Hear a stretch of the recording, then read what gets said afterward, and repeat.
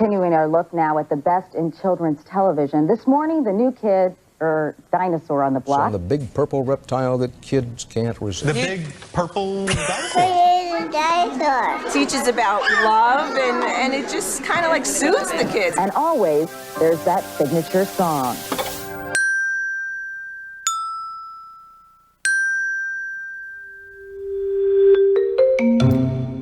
You found us. Purple Tales Podcast. And I have become a believer. I get chills, Carey, Barney Stinson. I'm Nancy love it, J. Nancy. I love it. It's crazy. It's truly amazing. How the heck are you? I am wonderful. How are you? I'm fine. What's new besides your shirt? Well, I'm glad you noticed. Yes, and you're all pressed and neat and clean. Yes, I like it. Yes, Looks good. yes. Looks good. It's just been another amazing week. Hearing from all the fans has been incredible.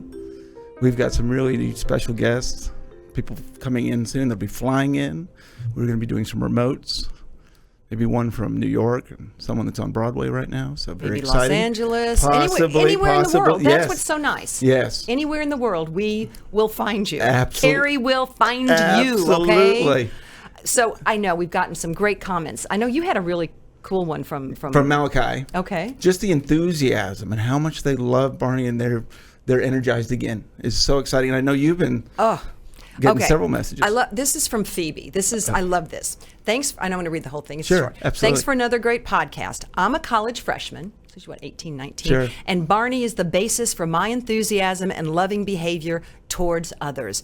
It's sad that this generation would rather watch a show about hyperactive puppies than Barney. So I think she is post-millennial, right? Or Generation Z or Sure. something. But thank you, Phoebe. I love hearing that. Phoebe. I love hearing that. I do too, and you're noticing that the millennials are really responding to this show, and it's so exciting. Well, and so is the rest of the country. Yes. You have a huge following in Canada. Yes. I know you've been doing a lot of press up I there. have.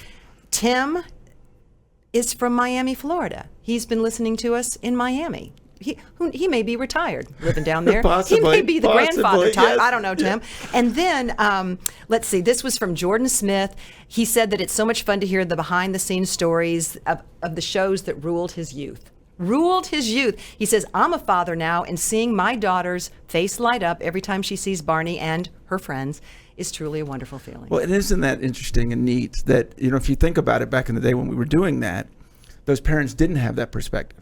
Right, they were seeing their kids, but until Barney came out, until the characters came out, and they saw the children's face. But now, these parents were the ones that saw that originally, and they have this new perspective, which I think is just incredible. It's amazing how much Barney and Friends meant to these kids growing up, and we've had so many comments about when I'm feeling down, or when I'm being ashamed at school, or being, they will go and find Barney. Absolutely, and just when they need a moment of love, they'll go listen to I Love You, or they'll listen to some of these songs. And I was trying to think, Carey, what was my passion as a kid? Right. I mean, I wish I had a Barney. I mean, I'm definitely a baby boomer. Sure. And the only thing I could think of, but at least there are two Bs, Barbie and the Beatles. So, Right. Those were my passions. Right. But I didn't have a Barney, and I wish I had.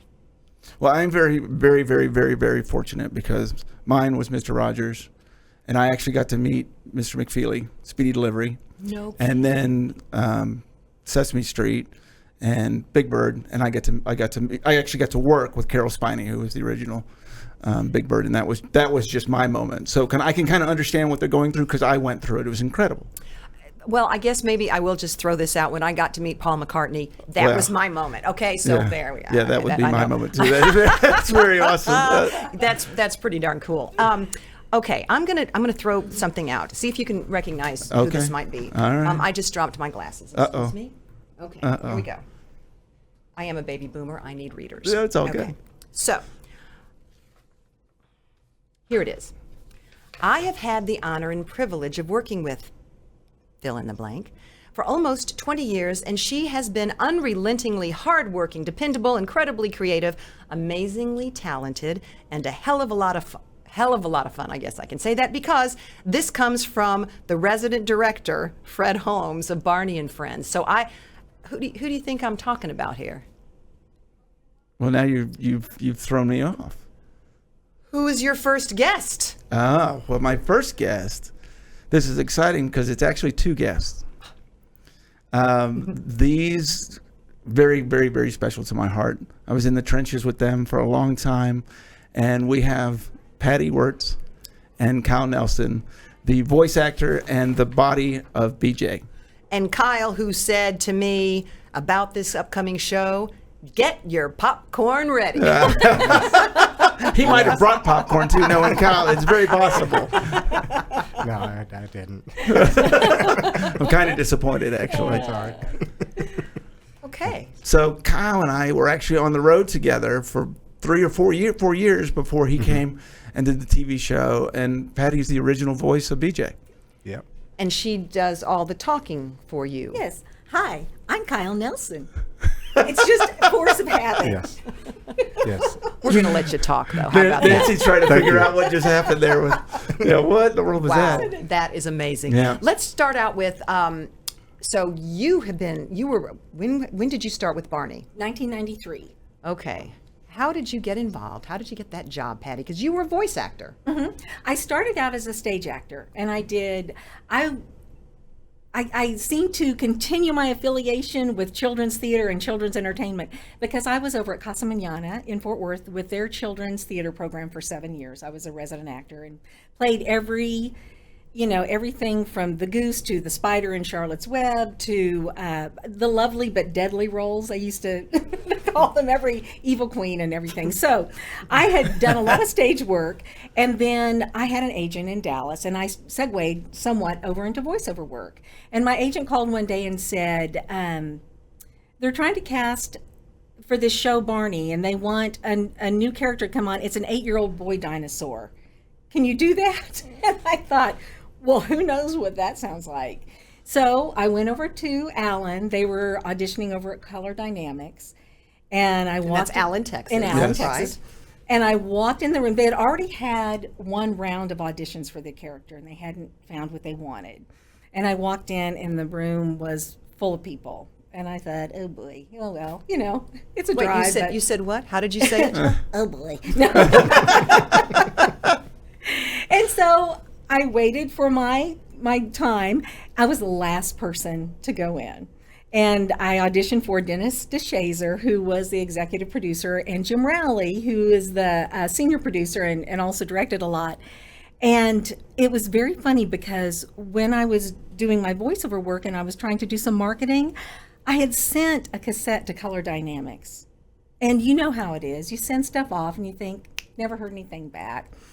And they had me do a little reading, and I can't remember what else. And then Dennis pulls out that cassette tape and goes, well, there was a little bit on your tape here that we liked the sound of, and we kind of want to hear you do the BJ voice. And it was a spot for Schweigert Baloney.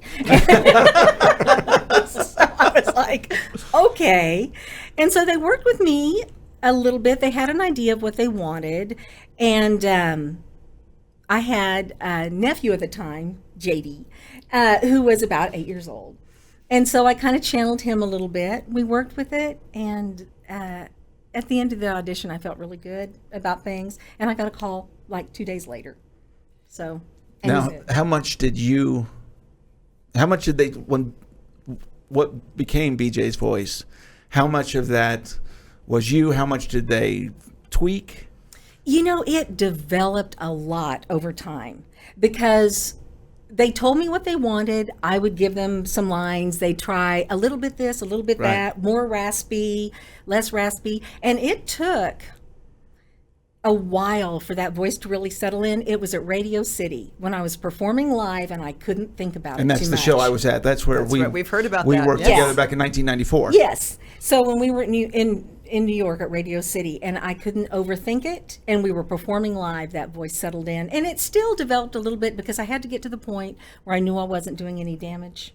Right. Yeah. Sure. So. Sure. And Nancy, you're also noticing, she said I sent a tape and never heard back. You're hearing that story week to week because they were just absolutely so overwhelmed. Yes, of and having to hire all everyone's these kind of people. like, yeah, I wasn't sure I was even going to get the job. I didn't get a call for a year, Right. something like that. And I had sent it to Color Dynamics Not to Barney, because I thought they did some in-house, probably They did. training and that kind of thing. They did. So I was like, okay, I'll send it to Color Dynamics. Didn't know they were didn't know what Barney was. So that when I got the call, it was totally like, okay.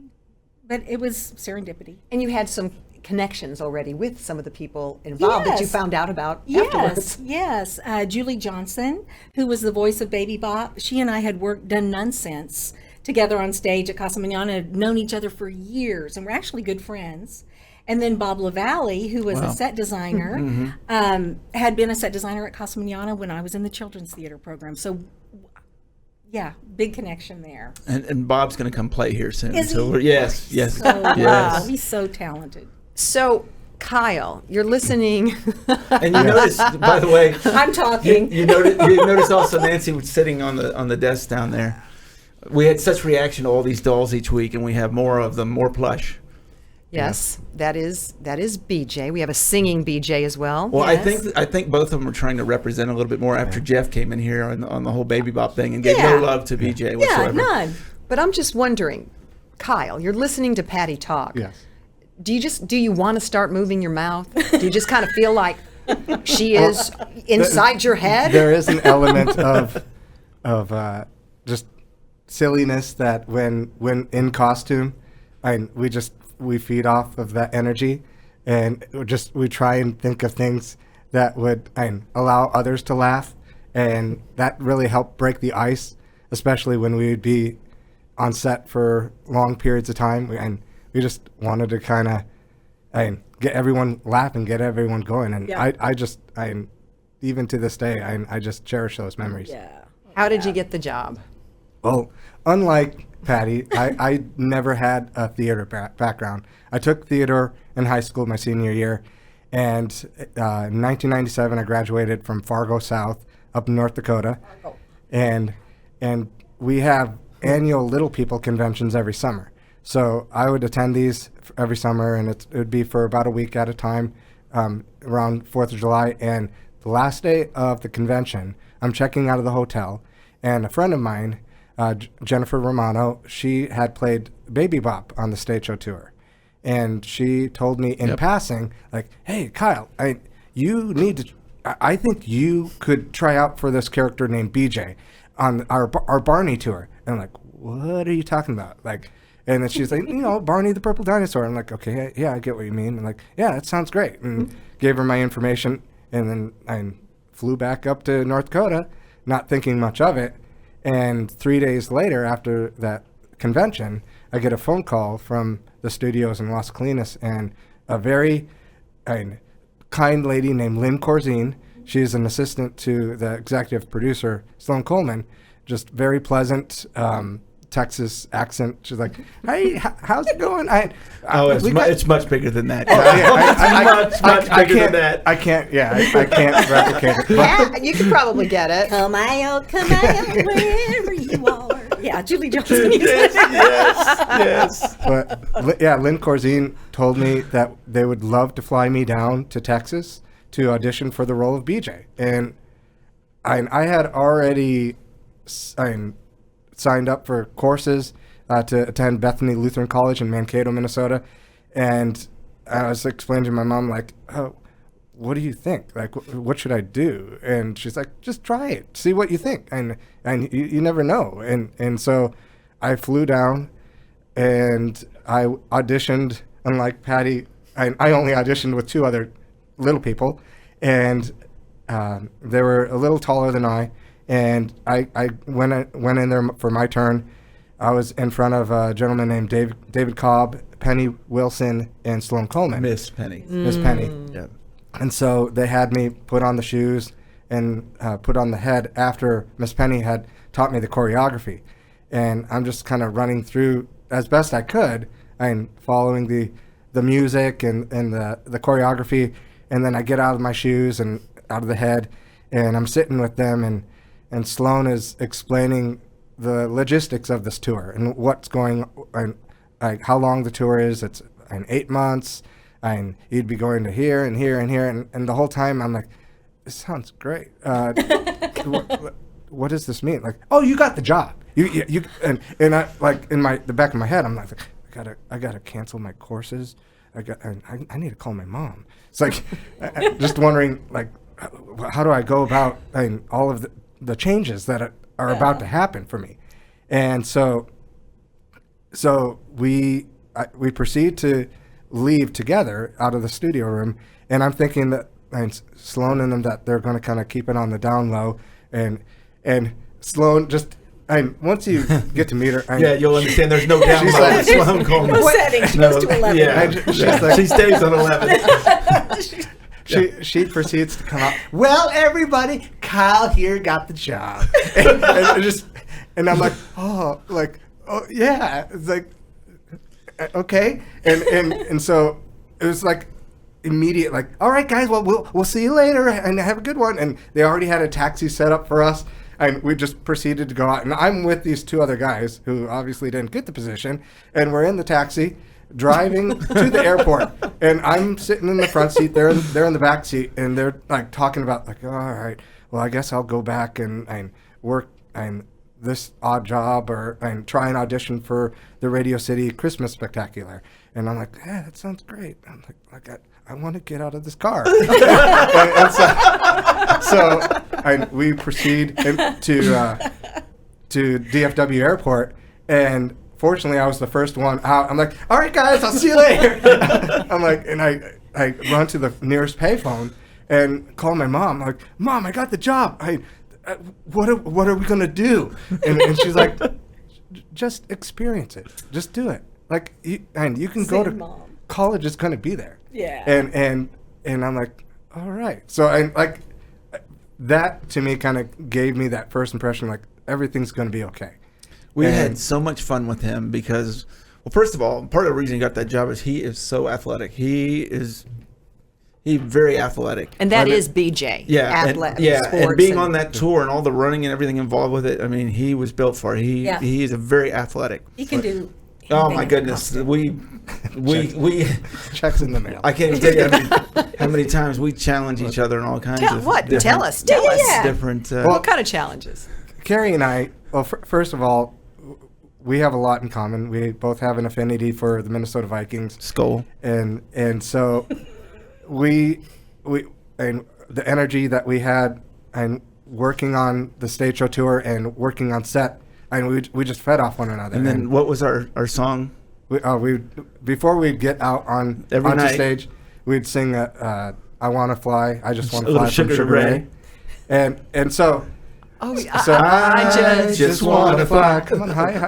Yeah. So put your arms around me. The funny thing about it is, we're pumping ourselves up to then go out and do a number of like, what makes a flower so pretty? So the transition of like high up tempo energy to like just like pleasantry and yes, we were that odd. Those two songs kind of work together. Yes. Sugar Ray's going to put that in to be a mashup now. You'll see him on Kimmel doing it. But having the suit on for both of you, did that make you feel a little invisible?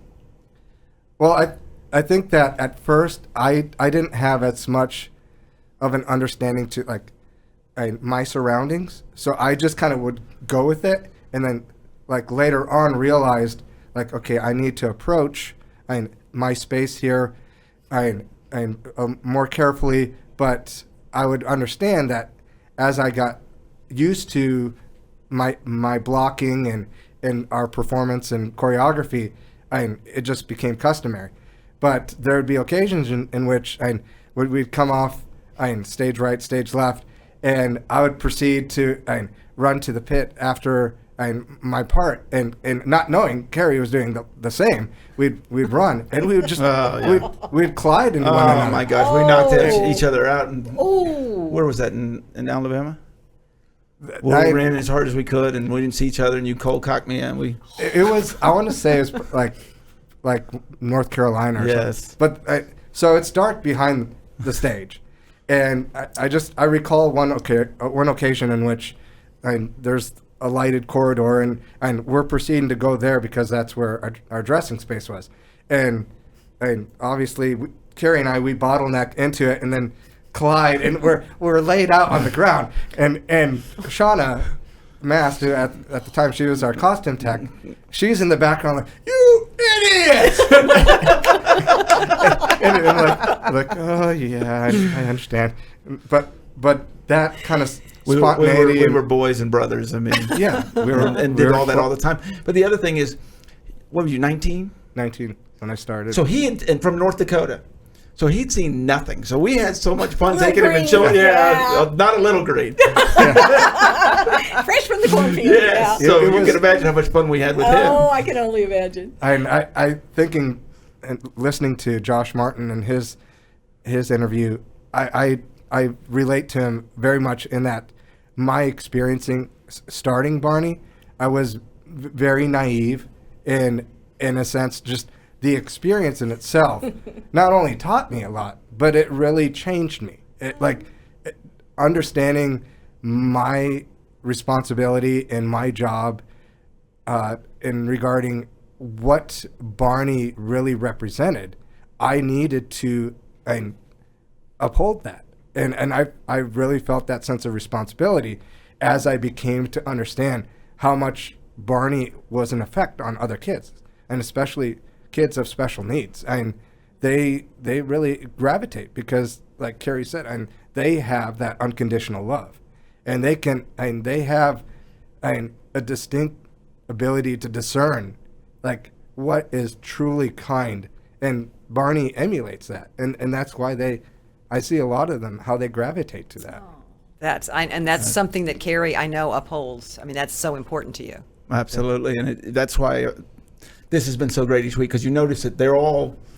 I'm not coaching anyone to say these things. They all felt these experiences and saw these experiences, and it's funny because they technically worked together for 4 years and really hadn't met. Yeah. I mean, when did you meet Kyle for the first time? I can't remember. No, honestly. well, the first time I met you, it was for a compilation video. Okay. And we were filming in Allen, and funny story to that is we were on tour, and I was taking a late night flight, and the flight was delayed. Yeah. And I didn't get into Dallas until like some crazy wee hour in the morning. And so they thought that I still wasn't there.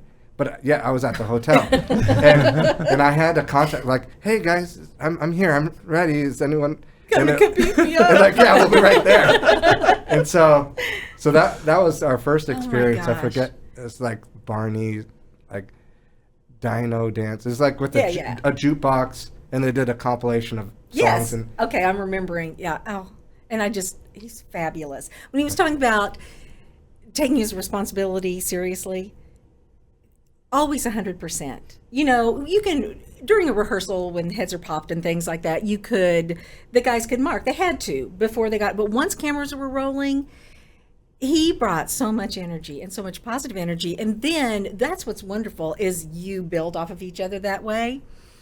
And plus, him being a little younger, he was a little bit more hip. Okay. Here we go. Than the housewife Here from we go. Colleyville. Yeah. So, he would come in and have movement, and he could rap. He was referring to things that were a little bit more timely, and that brought me along with him too, because I had to keep up. But I Yeah. find, well, with BJ, and BJ was characterized as a 7-year-old dinosaur. So I think he was kind of in that gray area of like showing kind of a sense of adolescence, being that big brother to Baby Bop, but then yet still being a youthful dinosaur that is learning lessons. Mm-hmm. So it could go either way. For a while there, it was like, "What? You're lying again, BJ?" He's learning a lot of lessons every week. Let's break into a song. We're gonna have to have an intervention. So, Patty, you also did all the singing. I mean, Yes. you did. I mean, everything we hear. Yeah, and the singing was challenging. That was the hardest thing for me at first. Yeah. What song? Any song that was difficult? Rock and Roll Star. Oh yeah. That was a challenge because it was very high energy and it had a lot of range. And how did to that it. go? Rock and Roll Star. Oh yeah. I can play my guitar. I just want to be a rock and roll star. Yeah. So you're singing and you're having to act the song, act to her. Yeah. And it was a lot of Dino fun. sync. Yes. Yeah. Yeah, we, I think, Nancy wants to know what What is sync Dino sync? I was like, oh, what? So I'm in the Awesome. booth, and Kyle's out on the set. And in my booth, I would have I'm sorry. a quad split monitor. So, and my headphones. So I would be looking at the monitor, and we had an additional Patty. monitor, which was camera. There we go. There's my booth. Oh, we have a picture up. Yeah. They'll never break me. That's right. Let me out.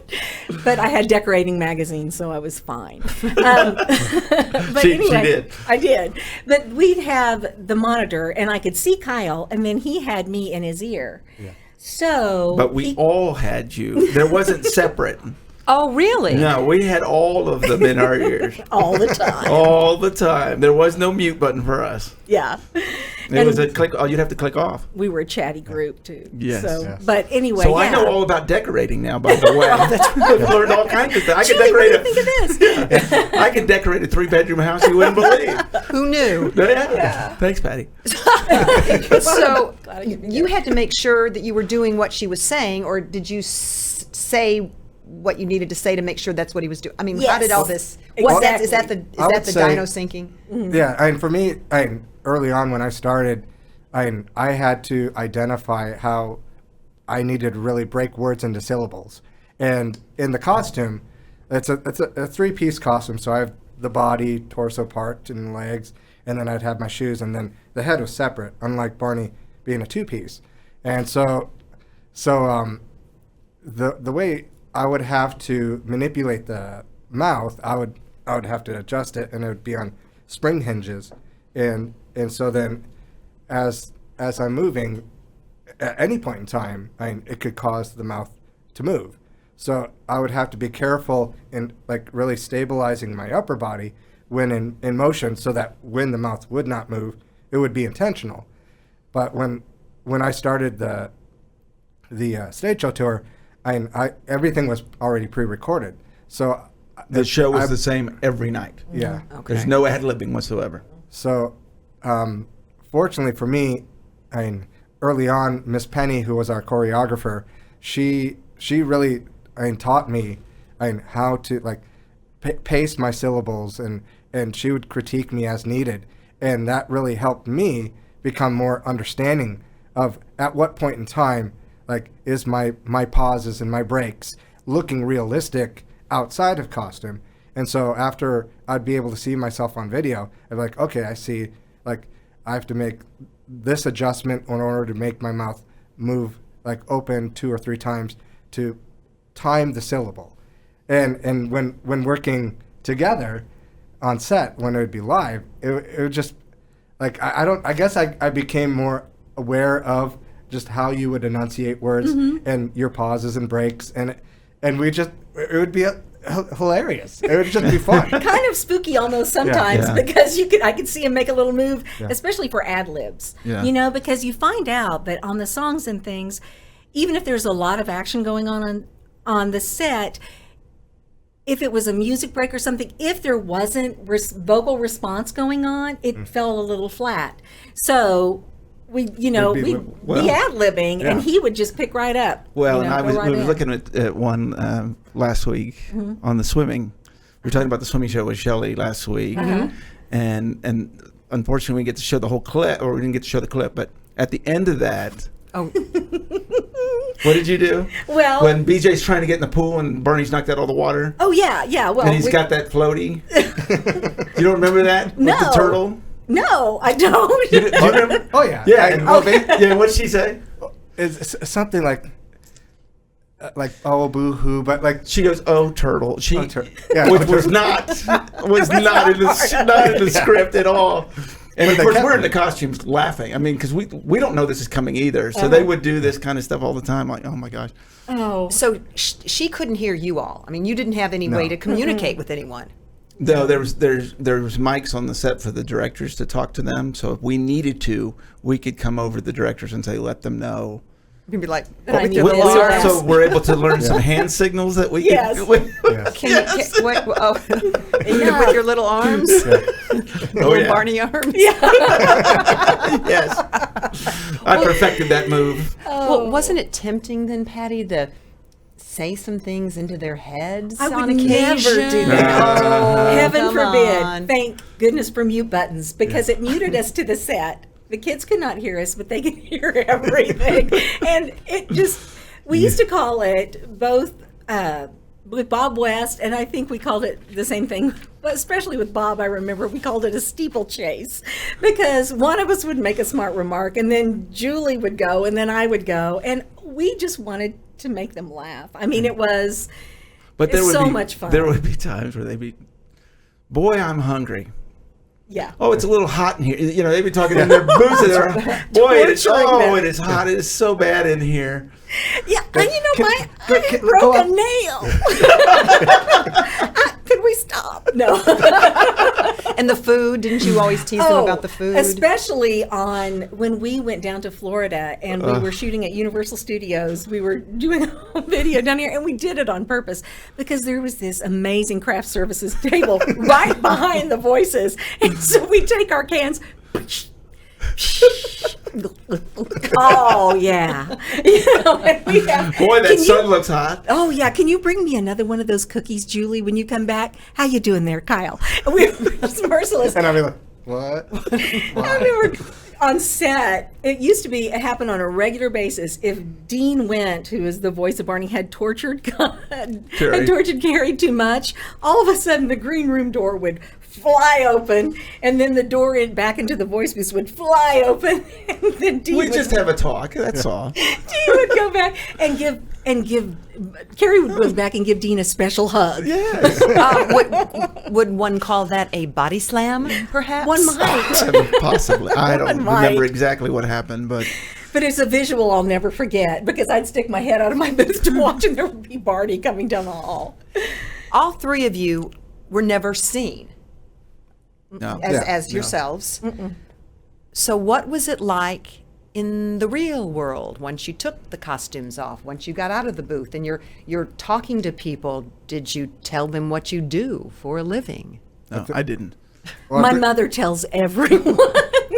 So, she's got it covered. That's okay. I don't. Well, I think Josh made a good point. It's kind of like at your discretion. Yeah. So when on the stage show tour, we would finish our show in an evening or afternoon, and we could proceed to leave the venue, and no one would know otherwise. Yeah, especially for us on the road, because we'd be walking out with 3,000 people. Yeah. And they have no clue. They've just seen us on stage. Yeah. However, like as little people, Right. the parents would kind of put one and one together, like so and so. I think that's it, and then we proceed like, okay, let's go. But yeah, no, that was the great thing, is that we're incognito, and we That's great. And we would just go about going back to the hotel and be like, all right, that was our job. Yeah. And your wife actually was touring with you at some point, but we need to know, when did you get this wife? You were a kid. You were a kid when you started. So how did this happen? They provided me. Spit take. No. So That's part of that Barney magic. She came out of the bag. job He had security. no idea what he was signing up for. Oh my God. Okay. What is this in my contract? I said blonde. So I have to say, the way in which my wife came about working with Barney, it was kind of bittersweet. A friend of mine who, Ronald Lee Clark, he played Baby Bop, of which my wife replaced him. Baby Bop on the road. Yes, He was on the stage on tour. the stage tour with us. He was a dear friend of mine, and so Well, and he's been on, what was the show? he was The Pit Boss. Pit Boss. Yeah, but he's also been on a variety of different movies. Yes. I can't think on the top of my head, But but so during break in between our stage show tour, Sloan Coleman had contacted me and asked me And can you give us any resources or friends of yours that would want to do special events or photo shoots and such? I'm like, oh, of course. So I'd given her a list of names and phone numbers, and so of which one of them would be my wife, Jill Nelson, and she after being contacted, I guess she had gone down to Las Colinas and auditioned for them just to see if she would get this position. And I guess later in the audition or after audition, they were saying like, this audition is for a stage show tour production, and this is exactly what it would take place, when it would take place, and for how long. And she agreed to it, at which then she contacts me and says, hey, I'm going to be on the tour with you. And we befriended one another at the time, so we weren't technically dating. We were just good friends.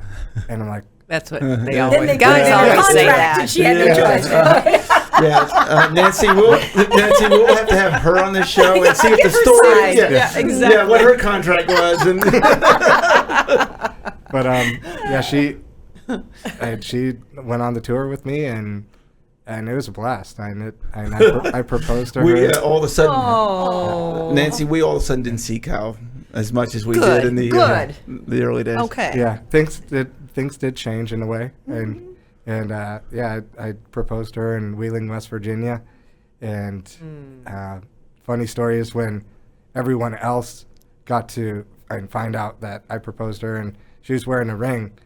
Antoine Steele, who played counterpart to Carey, after Josh Martin. Okay. So Josh had left the tour, and Antoine came in. So we're in catering, and I still remember it to this day.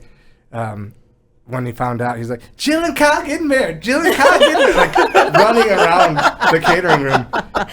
And it was funny. It was a lot of fun. So, Patty, let's talk about some of these things you brought. And Kyle, you brought some things too. Yes. Each week, everyone's bringing their own Barney Kyle, bag. did doing BJ, did it give you a big head? Oh, never. What can we talk about? Now, if you're just listening to this as a podcast, You might want to go to YouTube. yes, I mean, but everything is very yellow. It is right. so yellow. Yep, and you still got the tags on these I things. do. You know, what am I going to do with it? eBay. Yeah, eBay.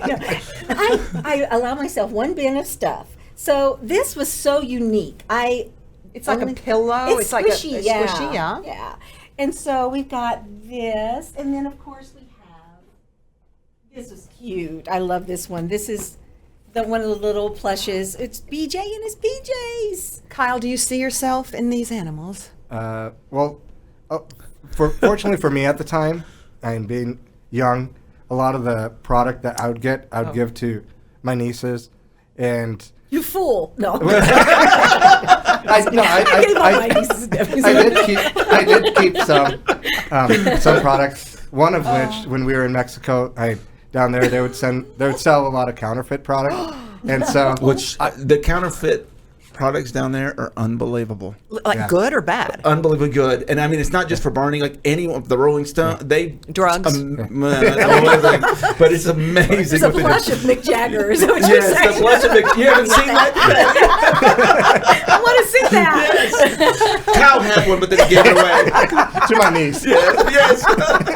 Full circle. But when we were performing in Mexico, we would be able to walk to the venue from our hotel, and so not far from the venue, there would be people on the street selling product, and I'm like, man, I want to get that BJ backpack, and even though it didn't look relatively close to an actual plush BJ, I'm like, you're never gonna find this stuff anywhere else.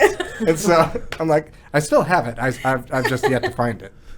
And this one talks, right? This one is sing along with BJ. Now I'll try and make him sing, but understand he's old. He's been around for a while. Let's see if I can press his belly.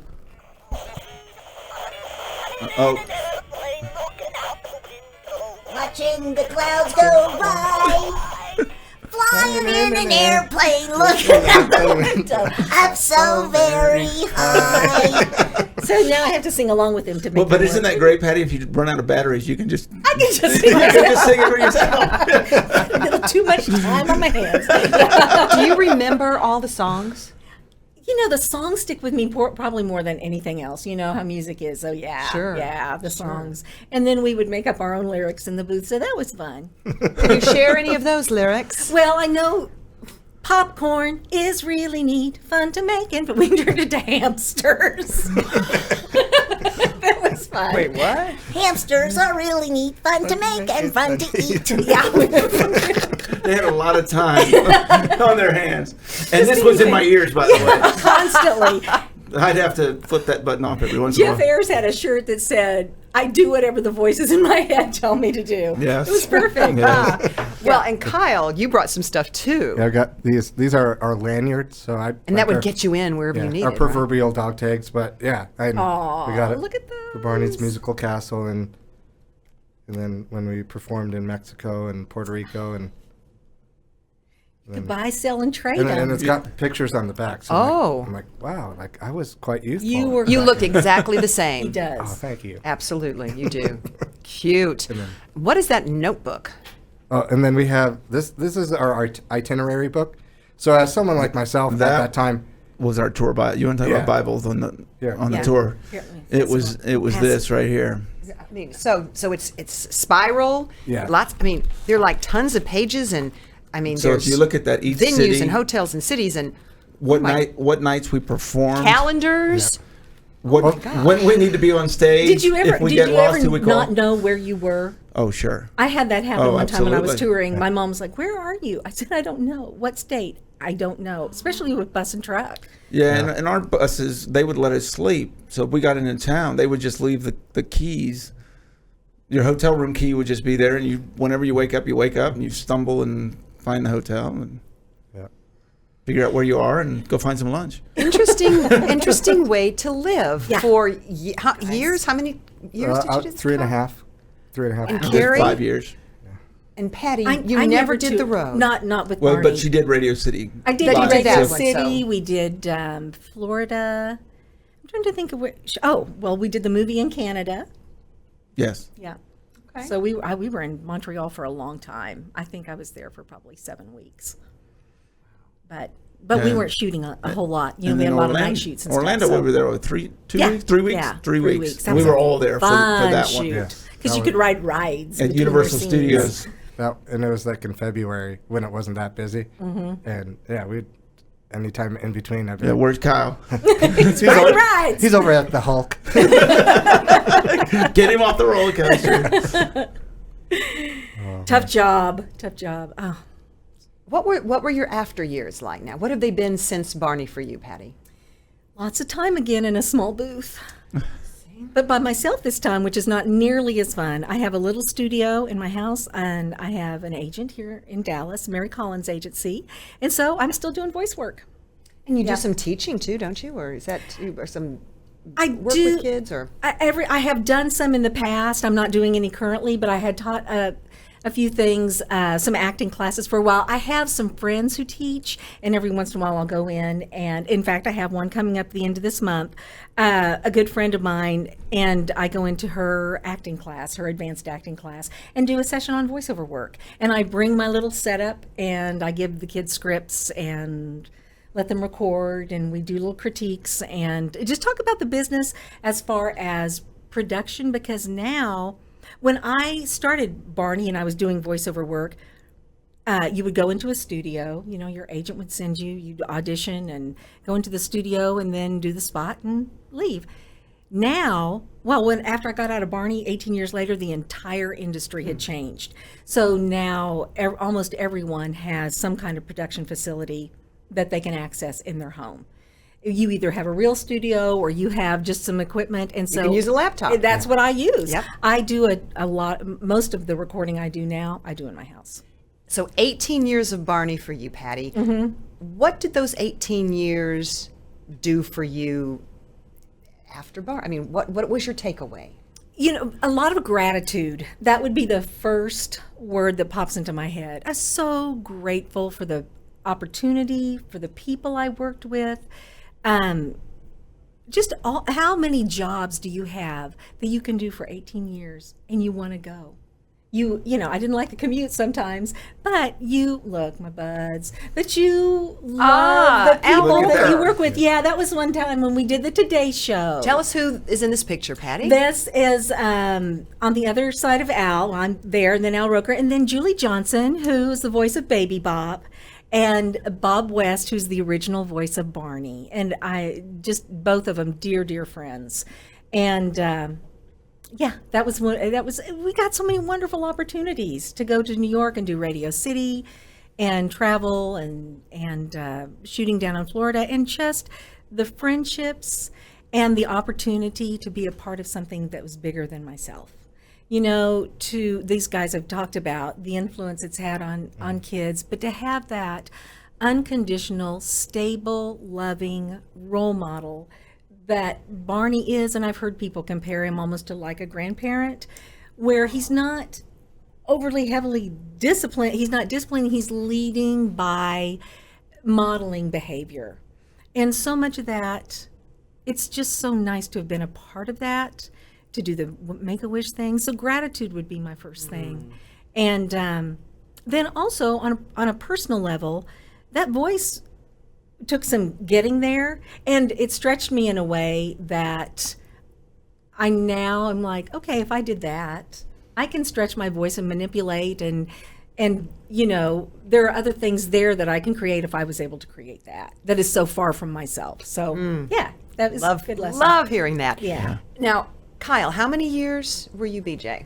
12 years. 12 years. I mean, this is seriously, you all needed, see, I hit the mic. Sorry about that. You all needed like a gold watch or something at the end. Or did you get anything after these years of your Barney? No, not so much. We got a lot of swag. And okay. A lot of gifts of sorts, and I'm I have a Barney watch. Yeah. Literally a Barney watch that has, I still have it. Okay. Yeah. That's a good one. Yeah. That's a good one. But immediately after doing this family, wholesome tour and having this reputation as BJ, what did you do immediately after that? Well, after completing the TV show, I wanted to continue pursuing my degree and completing that in education. And how that kind of came about, aside from working with Barney, I wanted to work part-time at my son's preschool.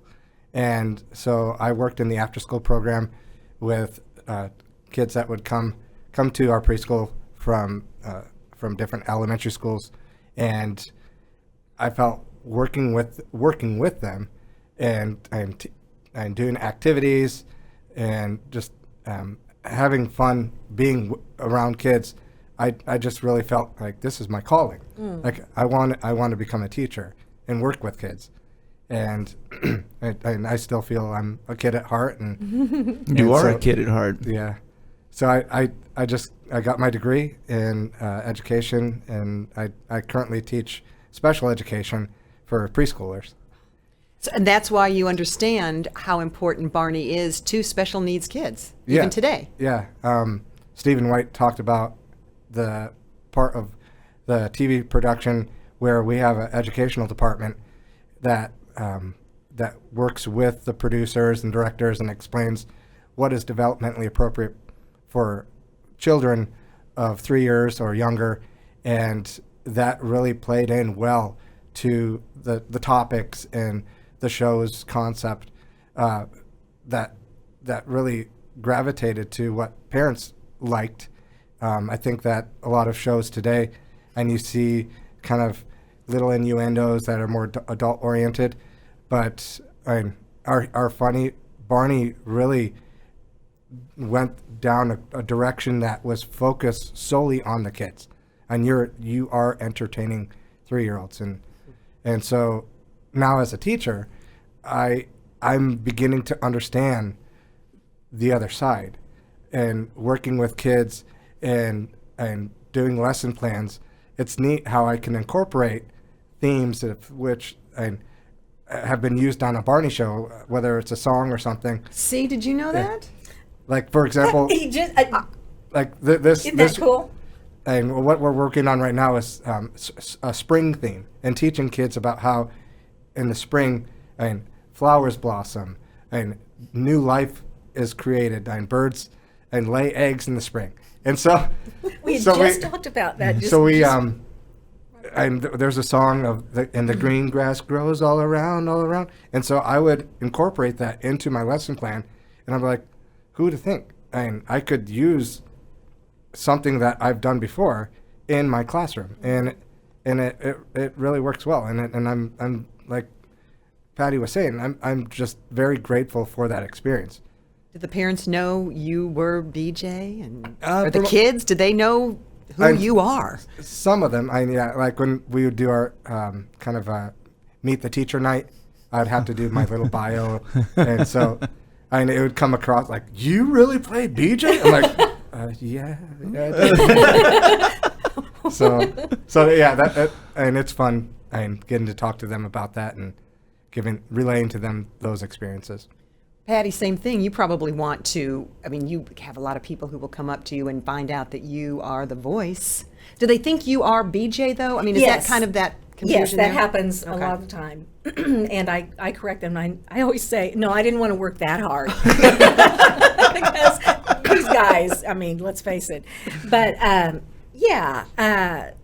people do, there's not a recognition factor, but here's an example. I went in to do an audition for it was kind of weird. It was like an audition for a spot, but it was a job. So I went in and there were young people who were working in this studio, and they started slowly coming in and kind of looking, and then they were like, you were BJ? And here they are in their 20s. They were like little kids again, and it was the sweetest thing. So yeah, there is that kind of recognition that happens. And then I have a website, and I put on there, I'm proud of it. So I do have that kind of in my bio that I. Do you want to share your website? Yeah, it's pattywirtz.com. Yeah, that's easy. That's pretty easy. Yeah, that's great. Well, Carey, same thing. When people find out you, yes, I think I should start using the present tense. You are Barney. Yes. So people want to have their pictures taken and autographs and talk to you and touch you and do all sorts of interesting things. Well, borrow money. That's right. Yes. Oh, absolutely. Yeah. Yeah. It's a crazy, especially with Purple Tails podcast. I've been getting recognized, and we've been doing more pictures and giving out more money. Faces out there. See, that's it. All of these faces, but see, that's it. All of your faces now are out there more than they have been in the past. Right. And they will continue to be out there. So you'll be, because you probably never just stopped on the street unless you were in costume, right? No. Well, generally I'll get stopped and like, hey, like they'll say some random name like, isn't it? I'm like, no, I'm not Steve. And just because some people think like all little people are alike. Aren't you on Game of Thrones? No, but I watch it. It's a good show. Kyle, there is something that you have forgotten to tell us. This was, let's see, was it something to do with a kind of heavy metal rock musician that eats bats? Well, so yeah, that was after what after your first year. So the neat thing, I'm learning new things. Patty wished you had the popcorn, right? Yeah, really. The neat thing about being on the tour production is you are working with a crew of people that are affiliated with other touring productions, and such as we've been told the Rolling Stones, U2, so on and so forth, and Jake Berry, who was our production manager or in charge of our Barney tour. He was, I guess, in conversation with Sharon Osbourne, Ozzy Osbourne's wife, and she was needing little people for the upcoming 1998 Ozfest, and so I love it. So I guess in conversation he's like, "Oh, I know some little people." And it just was kind of happenstance, and he's like, yeah, well, let me contact them, and we'll get them in contact with your people, and so I think we're in like Oakland, It was towards the It end was of the Lee, Barney. right? That went with you? Yeah, Lee. Lee Clark. Yeah, he and I, we were at the venue, and the production assistant on tour with us, her name was Lori Berry, and she had told us, hey, there's this opportunity for you and Lee to do this Ozfest this summer. And like immediately I'm like, yeah, okay, and so that experience was another eye-opening experience in the sense of No kidding. not so much in the sense of like all the craziness that you'd witness, but like when you would go backstage and you get to know these people, these musicians and such, and really they're no different than anyone else. And they're like, I remember Megadeth was on that tour.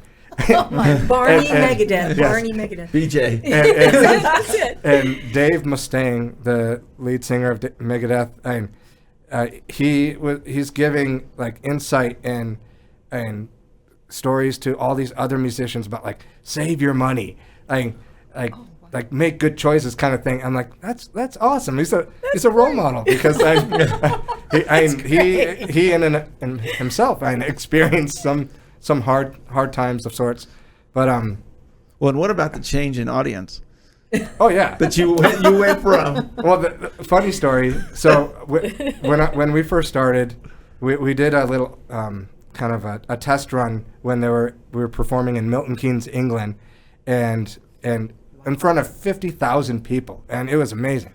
And what were you dressed as? I was like a theatrical court gesture, and so we did that, and it was a lot of fun, and came back and knowing what I was getting myself into, and so we were in Homedale, New Jersey. There was 2 shows, and so I didn't realize enough at the time and how to remove makeup, and that there's such thing as makeup remover, and so after You can't make this up. so after I'm doing our little gig on set, basically what we were doing is kind of helping, and Ozzy had this squirt gun, and like more like a power washer, and he had his tea, and so Lee and we were supposed to kind of go out there and reset the squirt gun and make sure his tea and everything was good, and then we'd prance back off stage, and I'm thinking about, like, I'm getting paid to do this.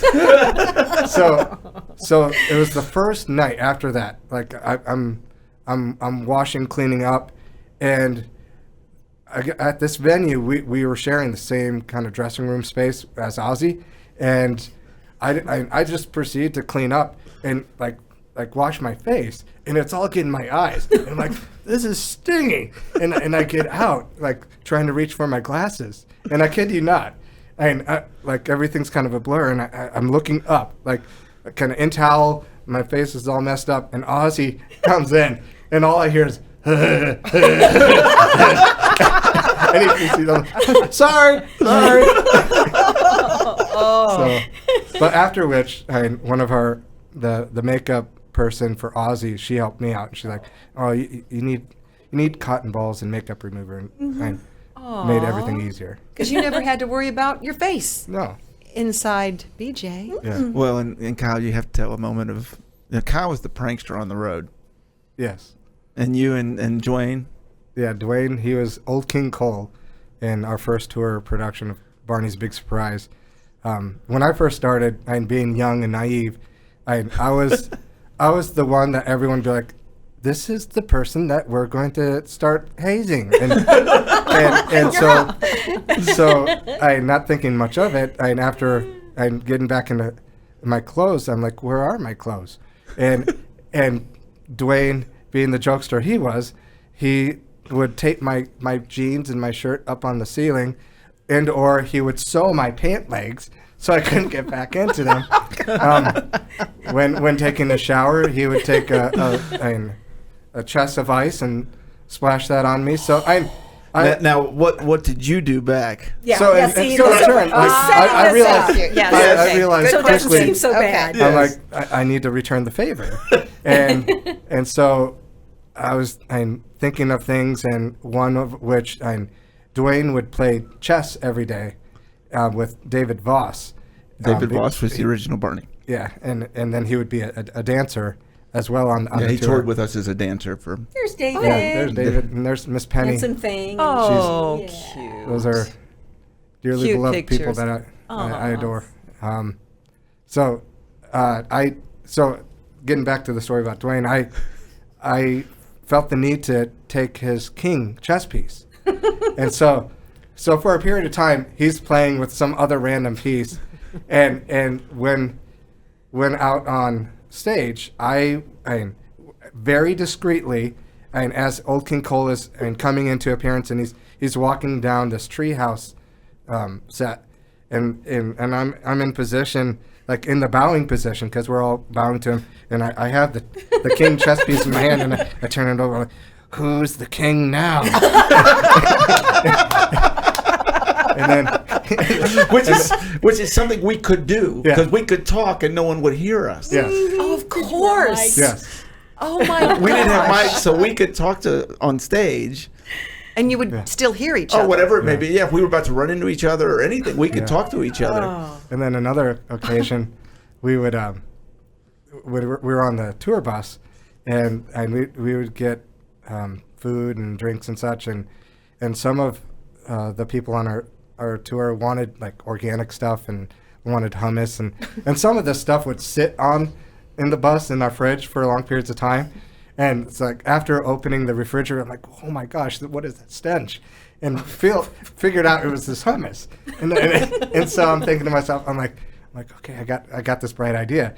So Dwayne's in his bunk, and so I take some paper towel and I smear some of this hummus on the paper towel, and then I tape it up in his bunk as he's sleeping. It's just like and Nightmares.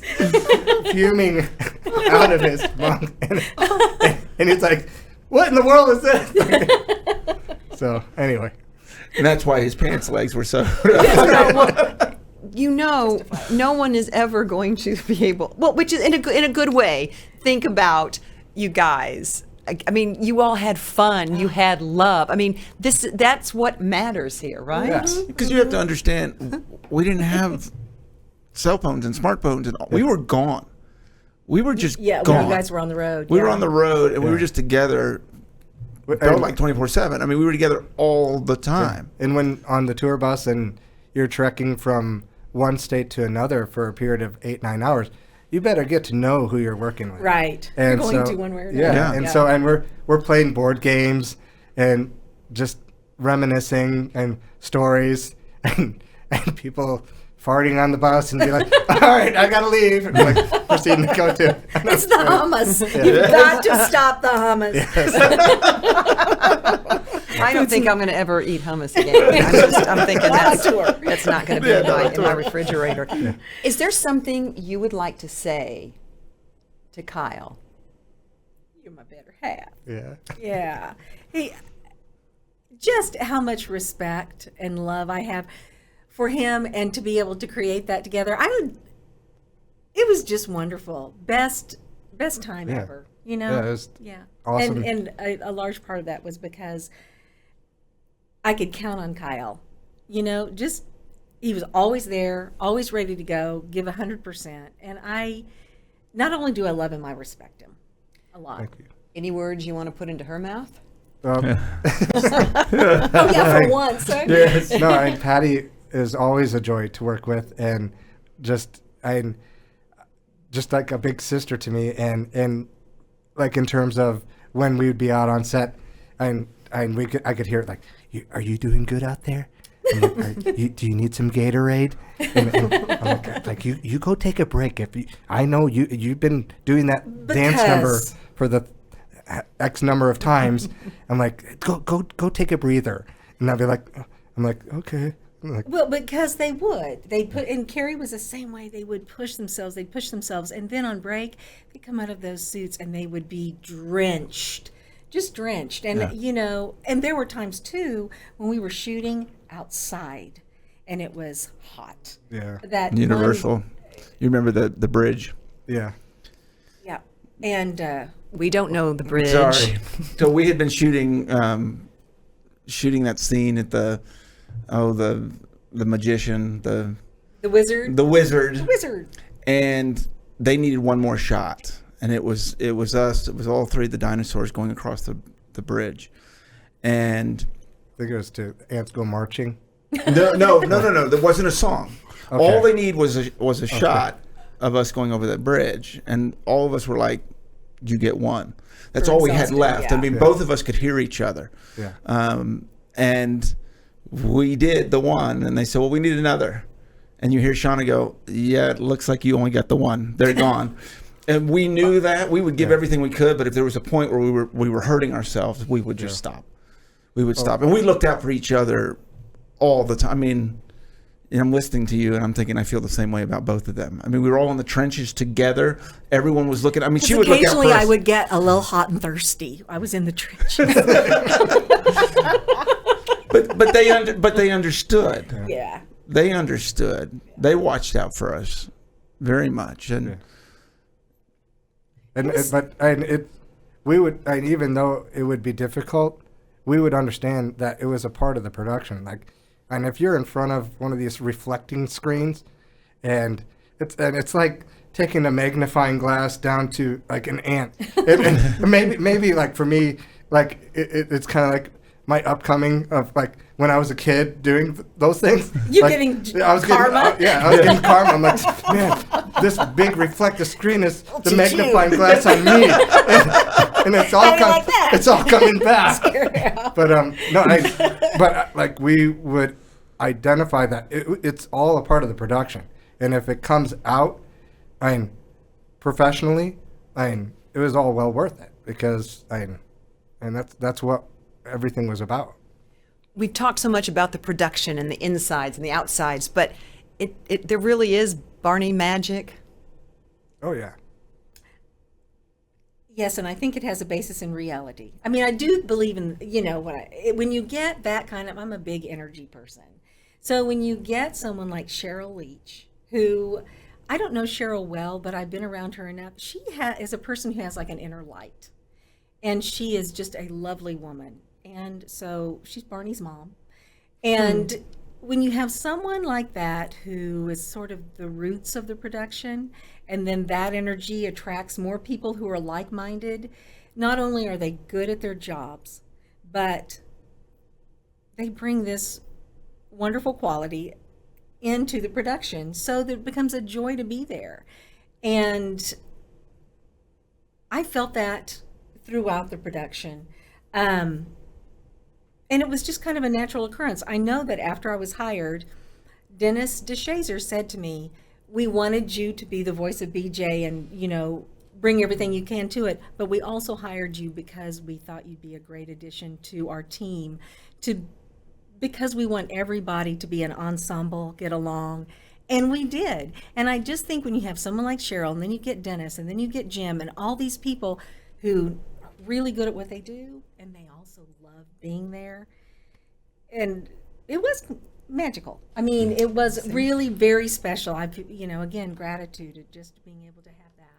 Yeah. And for me, and you hear this a lot, just doing Make-A-Wish events, and it really gives perspective to what Barney really means.